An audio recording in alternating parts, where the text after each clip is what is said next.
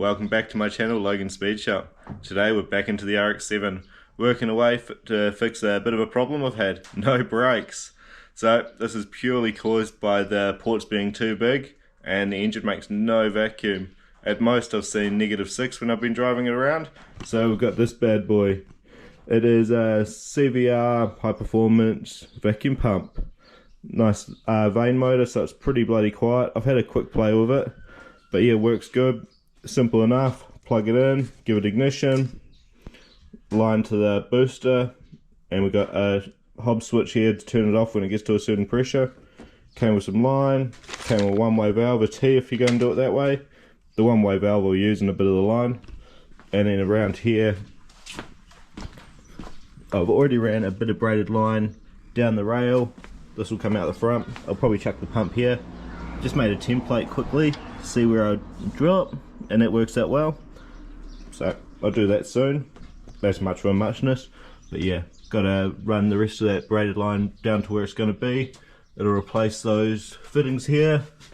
I'll block that off, probably reuse that 90, and it's pretty easy, that side of things. But yeah, show you how the pump works. So pretty simple, got power and earth connected up, very simple circuit there, and then we just got ignition. So just running with nothing stopping it would be, sounds pretty loud there, but obviously it's not going to be running the whole time. And then put my finger over it as if it's going to build vacuum. You can see as soon as it hits its pressure point it stops.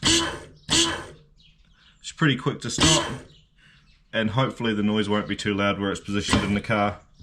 Let's see, let's get some holes drilled, get it into position. Just like that, the pump is mounted and they're reasonably solid. It's actually just been in the middle. Could only get 3 of the 4 bolts in. The bottom one, I just can't physically get my fingers in there to put the washer on and the nut. Just a bit of a bastard. As on the bottom, there's all the solenoid and the pipe work, I just can't get around it.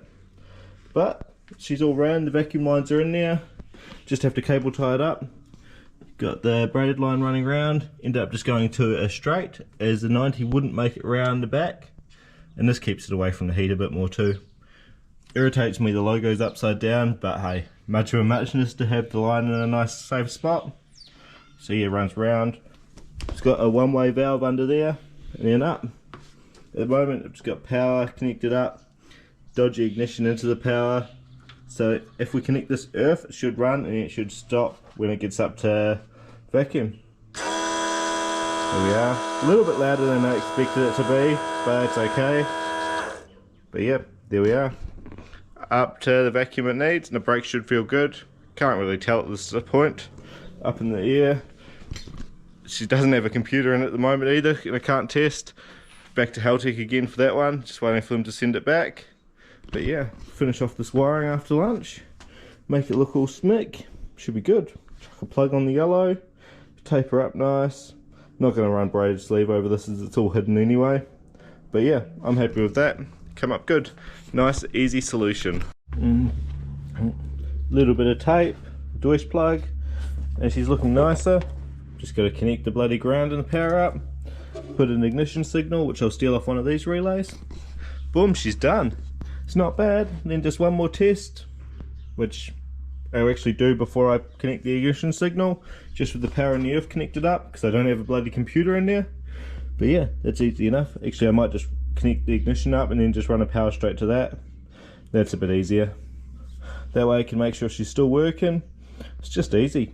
Nice, simple. Hopefully now I've got reliable brakes, because hey, that wasn't fun before, coming up to an intersection and you didn't really know what the brakes were going to do.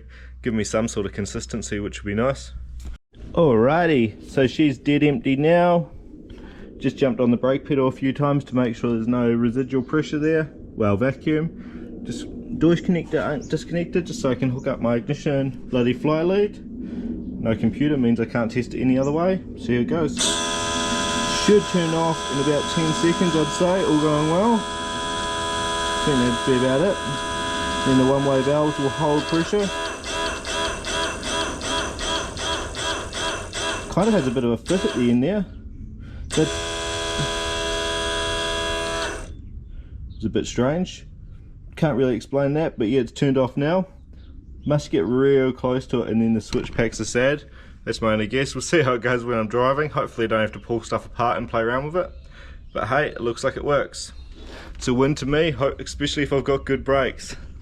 Hopefully this is a nice easy solution for anyone looking to fix a lack of vacuum problem with a V8 or rotary with big cam or huge ports.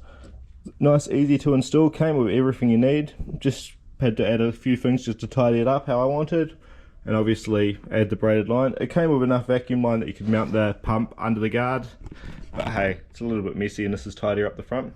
That's it, all done. Quick, easy job.